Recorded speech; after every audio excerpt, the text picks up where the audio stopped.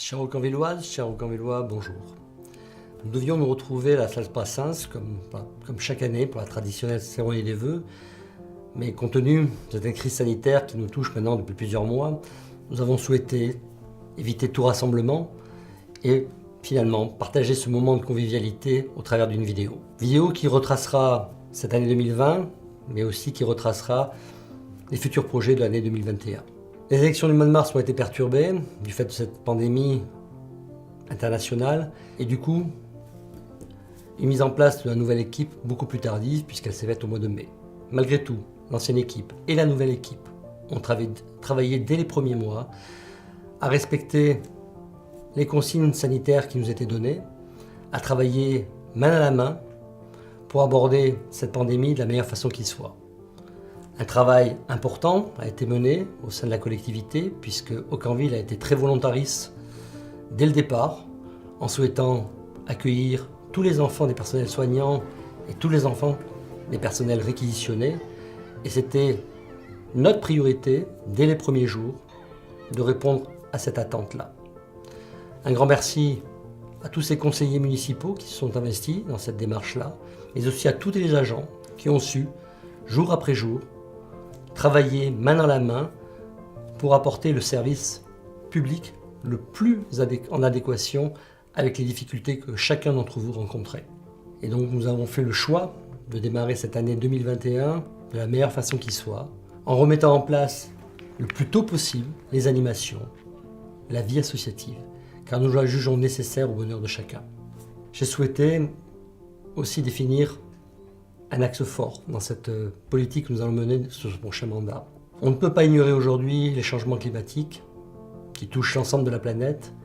Et à notre échelle, nous souhaitons aussi travailler dans la transition écologique. Les futurs bâtiments, les futurs aménagements auront pour priorité le développement durable. Notre priorité aujourd'hui sur ce nouveau mandat sera la transition écologique que nous voulons aborder de la meilleure façon qui soit.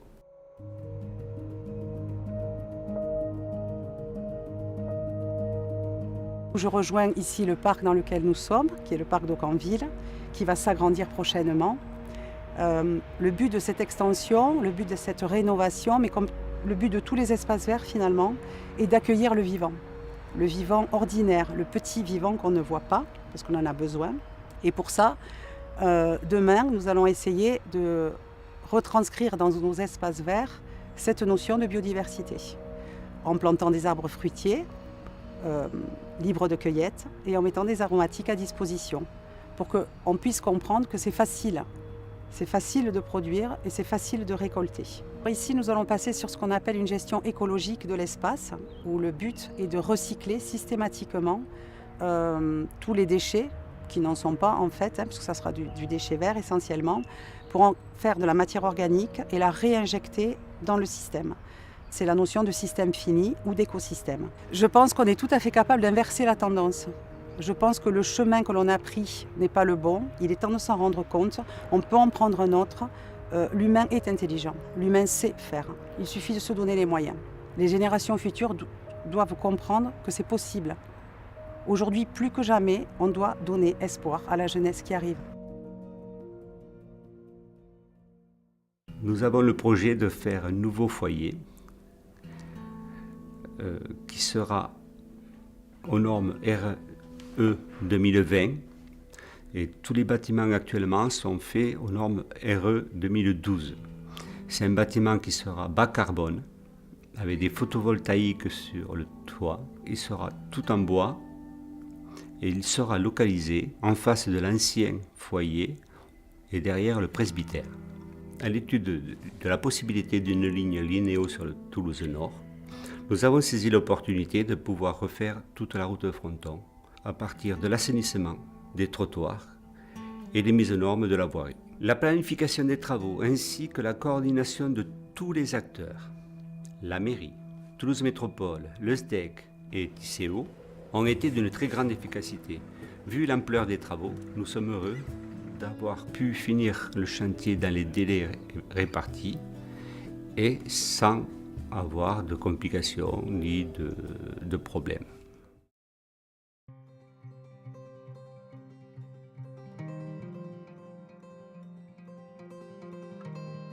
C'est un secteur qui s'est retrouvé dans les années 80 avec la création de l'autoroute, complètement coupé du cœur de ville, isolé du cœur de ville. Et à proximité immédiate des zones d'activité commerciale et artisanale, avec quand même un atout sur ce secteur, le lac, le centre de loisirs, le parc de loisirs Cornac. Ce secteur, effectivement, est devenu très rapidement, à partir du chemin Gratian, une zone de transit pour les véhicules lourds.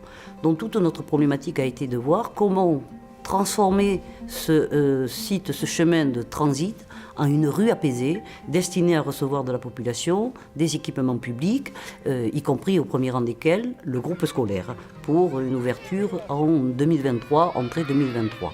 Ce que nous avons voulu aussi, bien évidemment, c'est de ne pas prendre de décisions trop coercitives en disant plus de transit véhicules. Il fallait desservir la zone économique, qui est pour nous aussi une ambition de revalorisation de cette zone. Et nous avons pensé des circuits alternatifs à partir de la RM 820 en lien avec Toulouse Métropole. L'ambition aussi de la commune, c'est d'inscrire ce quartier dans l'avenir et de travailler dans le cadre d'une démarche d'écoquartier, c'est-à-dire de garantir demain face aux crises sanitaires, sociales, économiques, un quartier où il fait bon vivre, prenant en compte les problématiques sociales, économiques et environnementales.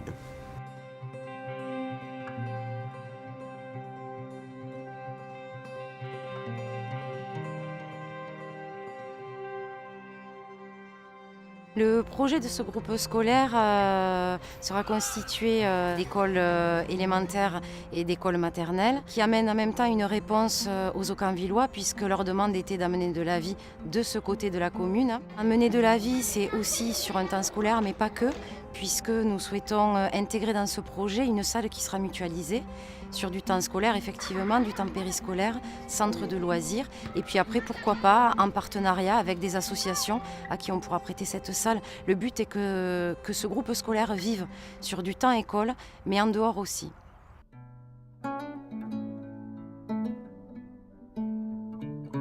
Cette nouvelle crèche des Bambins est en fait un transfert des Bambins que nous avons actuellement en route de Fronton, dans laquelle il y avait se posait un problème de sécurité par rapport aux bébés que nous avions à l'étage. Derrière moi, vous avez donc un espace vert qui a été aménagé pour le confort des enfants.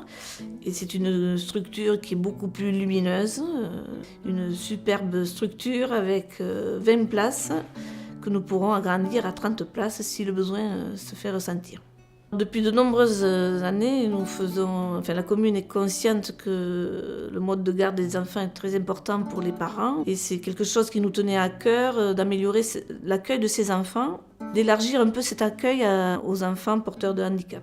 C'est pour cela que nous avons sur une structure, nous avons une directrice qui est au départ éducatrice spécialisée, qui nous a permis cet accueil de plusieurs enfants depuis quelques années sur la commune et ici nous allons le développer encore un petit peu plus.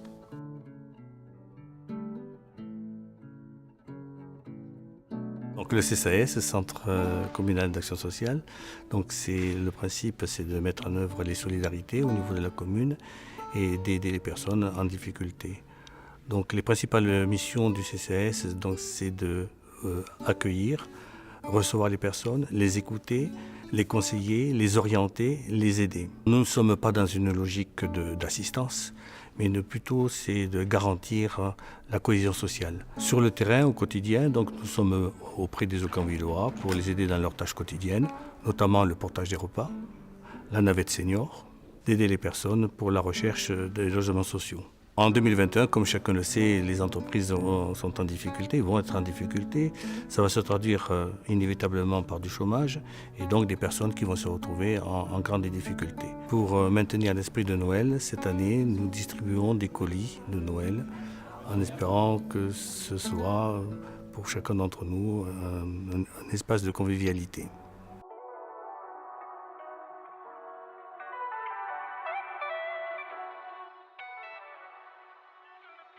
Sur la ville d'Aucanville, notre force aussi, c'est la diversité d'abord du monde associatif, avec un nombre très important d'associations culturelles et socioculturelles, mais également en parallèle et je dirais dans la continuité, on a donc ce bel équipement de la médiathèque qui qui va se renforcer en termes d'effectifs donc au cours de cette année 2021, qui va permettre aussi de pouvoir faire un lien plus fort avec les écoles, avec le collège et les animations que l'on souhaite développer. Et bien entendu, donc, le travail, le lien fort que l'on a et que l'on a développé dans le cadre du cinéma. Et c'est sûr que voilà, la culture à Aucamville, c'est pluriel, c'est cette diversité qui fait aussi notre force et c'est comme ça que l'on souhaite le développer dans le temps et au cours de l'année 2021 et pour les années futures.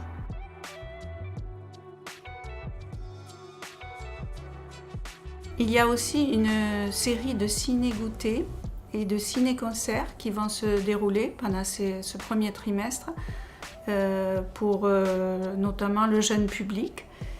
Et il y aura aussi des ciné-opéras pour les plus grands.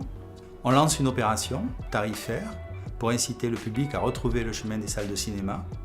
Une place achetée, c'est une place gratuite, offerte par la mairie d'Aucamville. Ce sera la place la plus chère d'ailleurs, si c'est un plein tarif, ce sera celui-ci qui sera pris en charge.